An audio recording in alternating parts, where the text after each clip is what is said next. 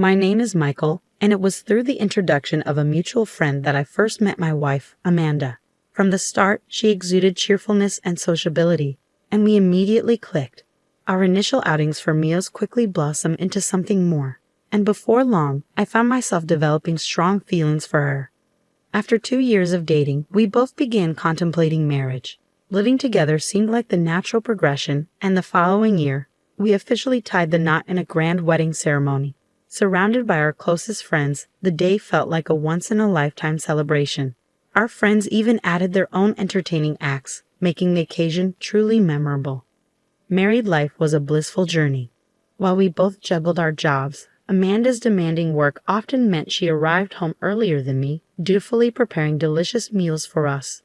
Her consideration for my love of meat led to her cooking meat dishes 3 times a week, ensuring a balanced diet.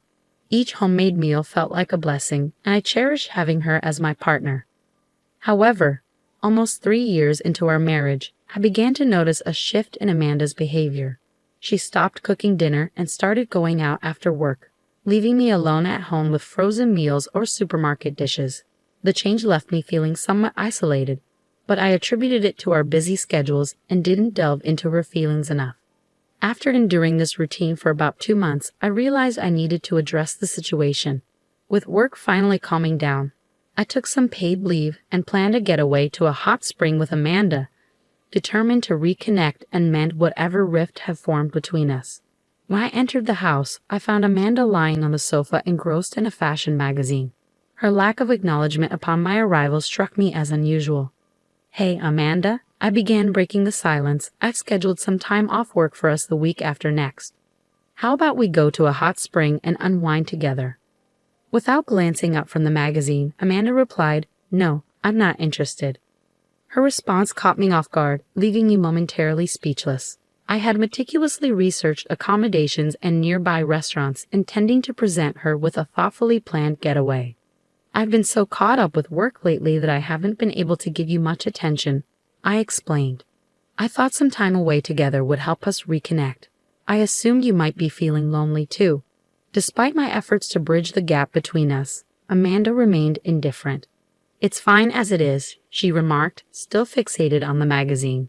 "I have plenty to occupy myself with when you're not around. Don't worry about it." Her dismissive attitude left me puzzled and disheartened. That night, I struggled to sleep, weighed down by uncertainty and unease.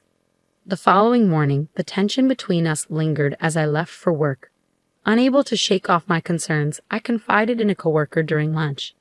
"Hey, can I talk to you for a moment?" I asked hesitantly. "It's not exactly a fight, but something happened with my wife yesterday." As I recounted the previous day's exchange, my coworker offered a blunt suggestion. "Could she be cheating on you?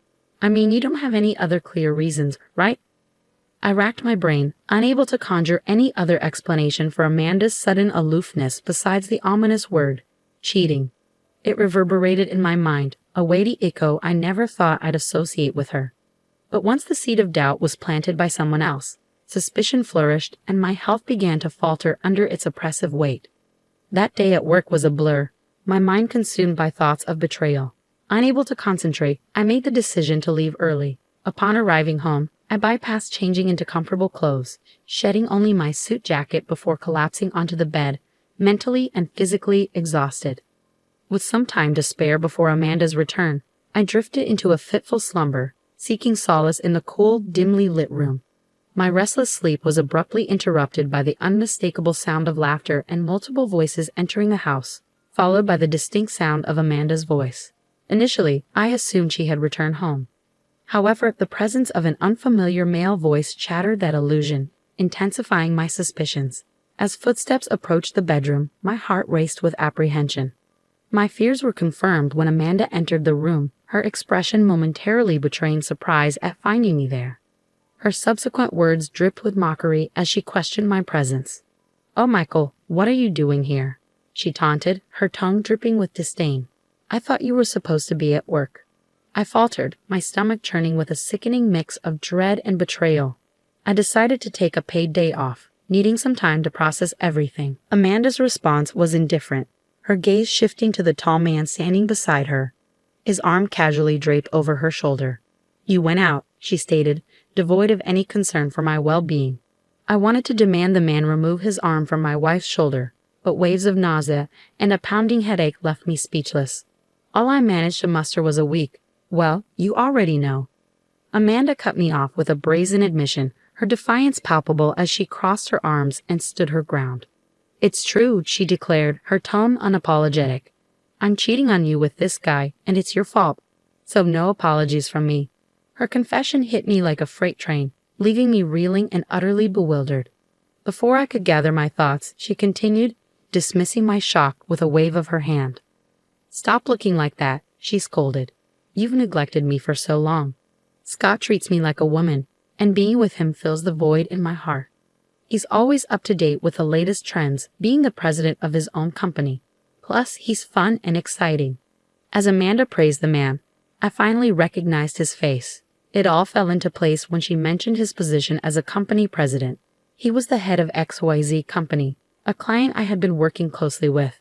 His meteoric rise in the industry, starting his business in his 20s, had made him a notable figure. I recalled our interactions during business meetings and exchanging business cards, never imagining that he would become a central figure in this devastating revelation.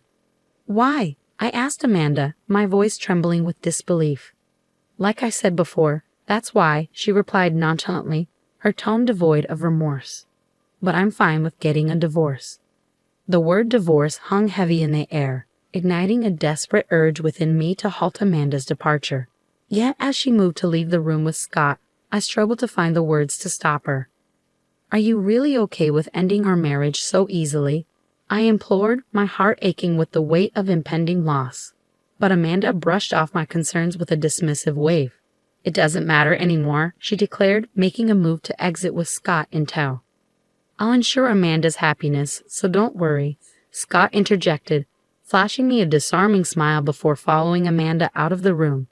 Left alone, I grappled with the reality of impending divorce, a bitter pill to swallow. In the aftermath, I finalized the divorce proceedings and received alimony. However, the emotional toll of the betrayal left me mentally shattered, necessitating a leave of absence from work to focus on my recovery.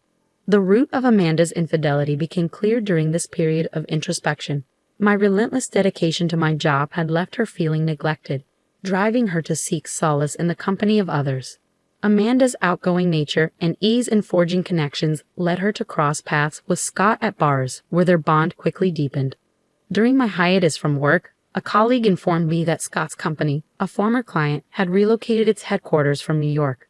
This revelation brought a sense of closure, knowing that I would no longer have to face the painful reminder of Amanda's betrayal in a professional context. In the years that followed, I gradually reclaimed my mental well-being. By a stroke of serendipity, I found love once again and made the decision to remarry, embracing the hope of a brighter future. I had made the decision to change jobs and relocate to a rural area, seeking a more tranquil lifestyle surrounded by abundant nature compared to the hustle and bustle of the city. Married life in this serene setting seemed to suit me well, and I was content, living a peaceful existence. However, tranquility was disrupted when, on a day off, a police officer called out my name, halting me in my tracks. Confused and unaware of any wrongdoing, I followed my instincts and made my way to the police station. Upon entering the station and being ushered into a room, I was met with an unexpected sight: my ex-wife, Amanda, waiting for me. Before I could process the situation, Amanda launched into a tirade, accusing me of stalking her with an unsettling level of excitement. Bewildered by her accusations, I attempted to reason with her, but she persisted, refusing to acknowledge my side of the story. My confusion only deepened when a police officer brought in another individual, Scott. With a bitter twist of irony, Scott joined in, questioning my motives and insinuating lingering feelings for Amanda despite years having passed since our divorce. His words stung, a painful reminder of the tumultuous end to our marriage, a wound still raw, even after all this time. I requested an explanation from the police officer who had brought Scott into the room. It transpired that Amanda had been enduring the torment of a stalker for an extended period, and in her distress, she had mistaken the stalker's resemblance to me and reported me to the authorities. The police, upon discovering my recent move to the town, had called me in for questioning. While I comprehended the gravity of the situation, Amanda's dismissive attitude only fueled my frustration. However, the police officer intervened, urging me to remain calm and suggesting that I provide evidence to support my innocence. Determined to clear my name, I arranged for someone to accompany me to the police station. Within minutes, the chosen individual arrived, prompting a startled reaction from Scott. "Elizabeth," he exclaimed, his surprise palpable. "Hi, big brother. It's been a while," she greeted warmly, revealing her connection to Scott as his sister. In a twist of fate, I had remarried Elizabeth, Scott's sister. Scott and Amanda, unaware of this revelation, appeared visibly flustered. As the truth unfolded, it emerged that Scott's infidelity with Amanda had been discovered by their parents, who subsequently distanced themselves from him. His parents, prominent figures in a company with numerous business ventures, chose to support me upon learning of their son's wrongdoing. Initially hesitant to face the family of Amanda's lover, I found solace and understanding in their company as we spent time together, my heart gradually finding peace amidst the turmoil.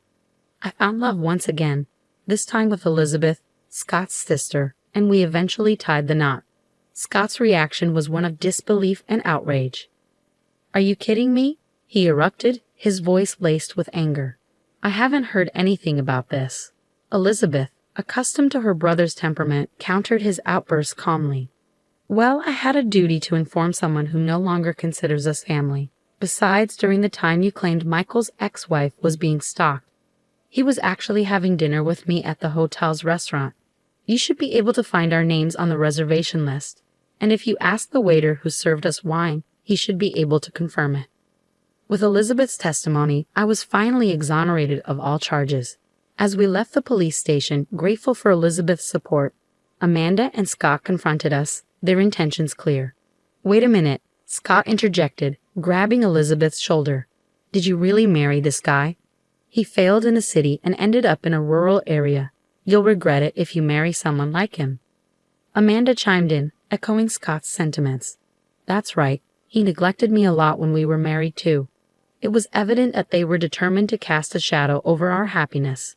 However, Elizabeth remained steadfast, shaking off Scott's hand from her shoulder. Just then, a luxury car pulled up in front of the police station, and Scott's expression shifted to one of surprise. "Oh, Dad," he exclaimed, realizing who had arrived. Scott's father stepped out of the car, his demeanor stern as he addressed his son. "I have no reason to be called Dad by you," Scott's father retorted sternly, addressing his son's disrespectful behavior toward Elizabeth and me. "More importantly, it seems you have been quite rude to my daughter and son-in-law." Scott shrugged dismissively. "Well, can't be helped, can it? Are you really okay with Elizabeth marrying this loser?" His father's expression hardened. "What's with your attitude toward the heir to my company? If anyone's a loser here, it's you. Your business only succeeded because of good luck, and you've been acting all high and mighty without even understanding proper management. You have no right to badmouth Michael. Indeed, I had relocated to this town to study as a successor in my father-in-law's business, having changed jobs to a group company based in this area." As the truth sank in, Scott's confidence wavered, his shoulders drooping in defeat. Meanwhile, Amanda attempted to salvage the situation, but her efforts fell short in the face of the undeniable facts. "What does this mean?" Scott finally managed to utter, his voice strained with uncertainty. "You said you'd inherit the company," Elizabeth reminded him, her tone tinged with disappointment. "Scott's company is doing well, right?" However, the truth soon emerged. Scott's company was on the verge of bankruptcy, and considering his extravagant spending, he was likely in debt as well. Scott fell silent, the weight of reality settling heavily upon him as his father's words rang true. Elizabeth delivered the final blow, highlighting his empty promises to make Amanda happy and questioning his judgment. With the truth exposed, the suspicion of stalking against my ex-wife was cleared.